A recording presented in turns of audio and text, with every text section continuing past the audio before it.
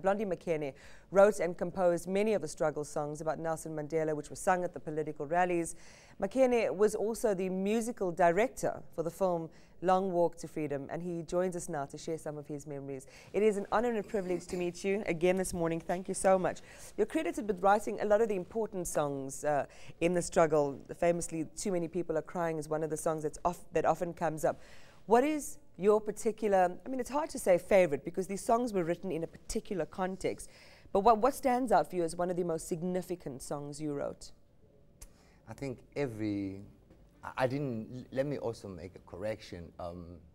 These are traditional songs which I've discovered, and I'm uncovering right now the root of this music. This is the music of the indigenous music. It's ancient music, what we're singing, what has become revolutionary music today. And what has been happening through the times is that we've been adding new lyrics into the songs, lyrics that reflect the times that we're in.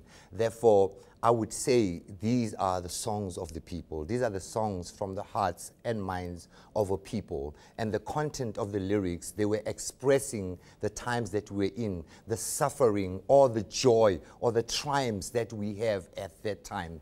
And I think each one of them is special because as it happened, you know, like there's a song that says, Tina Senzanje, Tina Senzanje, Umasibonu Mandela, Tina Senzanje, Asiteleli Siatlanya. You know, it's like a song that says we just do this when we see Mandela. We dance, we do things, you know, and you know, so like each song, like Iri magwala cheche, magwala acheche, acheche le murau, huyaruna bapilutse tata kopilim. Let the cowards step aside. Let us, the brave, go forward.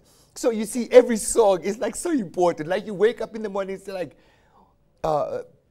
you know, they are so important. There's one that says, Mandela needs soldiers, you know, the songs are like so important. There's none that really stands out for me. Well, there's songs like Lomhlaba Sugezile, we have cleansed this earth. Tina Lomhlaba Sugezile, ay, Tina Lomhlaba. Now, that one really stands out for me because it was after the wars, the bombings, after, you know, the black on black violence, you know, that was happening. And there was this day, and that song right now really stands out because that's the song that we have cleansed this earth, and now we are rejoicing and we are triumphant. You know, so the songs, they are so powerful. I mean, I don't even need to interview this man because he's so brilliant at just narrating and getting to the heart of what it is we want to talk about. I mean, for those of us who didn't understand the vernacular, and a lot of the songs were in the Xhosa and the Zulu and some of the other languages, what you did there was that emotion of talking about some really raw feelings, the hurt and the pain, or even in some sense the triumphalism. As a young kid, I could relate to that. I could relate to that. It is powerful and it is timeless. The only song that I'm not liking right now is the national anthem. Oh. Why? Tell me.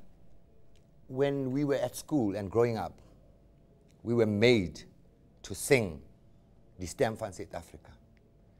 So every time I get to hit that part, if I'm asked to sing the national anthem, you can feel my mood just like drops. Because it's like I'm back in the class and this teacher, this abusive teacher who's gonna kill me if I don't, you know, sing this song. And I think it was really a bad compromise that we did, you know, by including that particular song. We could have written another Afrikaans song, but not that particular one. Ons sal lewe, ons sal sterwe, ons vir jou South Africa. Yeah, I believe that, I can, but that was not us speaking, it was But wasn't it so much about, you know, Madiba also, the kind of ethos in South Africa post-1994 was about evolving things that were destructive to us into things that could have a new shared meaning in South Africa, and that's really why that part of the, you know, the anthem is there, and for us to reevaluate some of our old prejudices. Some of the sunset clauses and stuff like that. Are you still in pain in many ways about those days? Do you feel like the young people of today don't connect, they don't get it? The young people of today, what we do is our fault as parents, okay? Once this 94 came, we're like, these children are going to be mixing with white people and other nations, so me and my struggle, nonsense, wait, let the children have their own experience. If they, you know, whatever they experience, if they're going to like white people, you know, let them have their own experience, not us. But that was the bad thing to do. You know, you don't just them the institutional memory. The institutional memory. And now I've been saying since we turned 100 years, the movement turned 100 years. I've been saying, guys, there's one thing we haven't done. We haven't passed on the baton. Our children think it's all okay, you know, and we need to pass on the baton. That is why you find me releasing a new album today. You know, I'm releasing a new album that goes back to the same songs. And I'm not singing about the new leaders or anything like that. I'm just commemorating the guys who came before the new guys. And I think the young ones will take it forward and commemorate the new guys in time to come. You're an incredible character, and I really see and feel your energy. I wish the viewer, I'm sure that they do, that they can connect with it on the television. I want to ask you, the likes of Ronnie Casrill's, the Arch, for example, saying they've backed away from the ANC. It's not the ANC of 1994, or, you know, the dream has been, you know, compromised in many ways.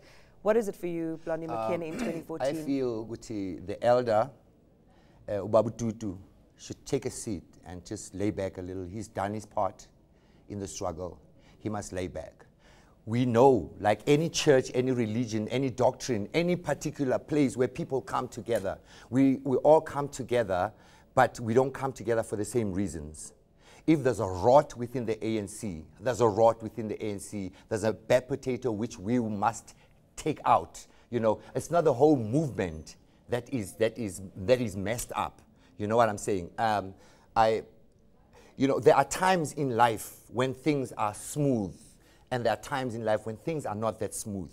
I think, Buti, and we understand, of course, why the young people, especially the freedom fighters, they feel the way they do. We are not done with the struggle, but their way of thinking, of going out and taking people's houses and farms and everything, that's not the way it's going to happen. I will not support them. And two, I will not support rude young people who don't give a damn for their elders. I will not. And even if they have the best intentions, they have the wrong way of going about it. And I will not let any other young person who's watching this television, I will say straightly discourage them from going around. You see, I have blood in me. And my blood is not like any other people's blood. It's black, green, and gold. And this blood, I can't take it out of me. If I have problems within the ANC, I must sit down and sort them out. And I've had problems within my organization, but I'm not running away because I hate divorces. Divorce is bad. That's why you see our children are in the streets on drugs and everything because of these divorces. We don't sit down and sort out our problem as people reasonably. You know, people go to Geneva as a last means when Geneva should be the first means. We shouldn't be behaving like children who don't have, you know, a sense. And we have fought for these children, and they got to give us that due and just lay back and let us lead them into the new future. You deserve to know more. ENCA.com